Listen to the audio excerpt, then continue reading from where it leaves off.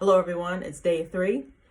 Since today's Saturday, I didn't do as much programming as I normally do. It's because I cleaned my house, actually set up my home office finally, so I have a dedicated space just for programming rather than sitting at my kitchen counter. But anyway, today I went over semantic HTML, a couple of tags I'd never heard of, so it was cool. Browser prefixes, object fit. I found some cool shortcuts for the Emmet workflow on Visual Studio Code, kind of makes like copy and pasting things, editing so much faster than what I was doing. So that was awesome.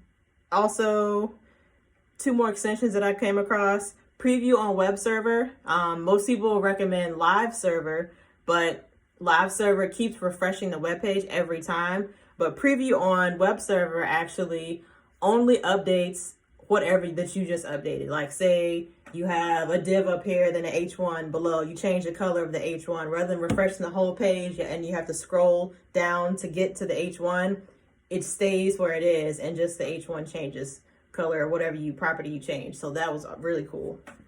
I actually also went back and set up all the extensions that I came across the last couple of days on my virtual machine. I'm pretty sure I mentioned it, but I've been following the Odin project. I kind of took a detour after I finished the foundations course just to double back because I found like holes in my knowledge. So I've been going back and just discovering stuff in CSS and HTML that I definitely missed. So anyway, I still use the virtual machine, Ubuntu, I guess that's how you say it, maybe. Keep practicing JIT commands, so that's still fresh in my mind.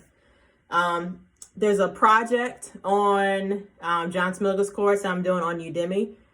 He's actually using floats just because he hasn't got to the Flexbox and CSS grid section. But what I think I'm going to do is he gave us a live preview of the entire website on his Netlify. So I want to see if I can just create that without watching the tutorial. Also, like, detour again. I looked at a UI fundamentals course on Scrimba. Design course off YouTube actually was hosting it. So that was like an hour long. So I watched that. So I'm going to practice what he taught and try to improve on the website that John Smilga did, but also practice like coding just by eyesight.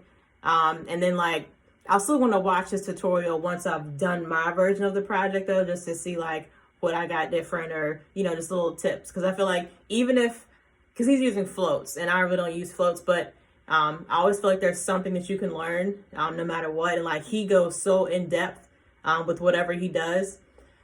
So it's going to be some nugget of information in there that's going to benefit me, but I still want to just practice more. So that's on my schedule for tomorrow.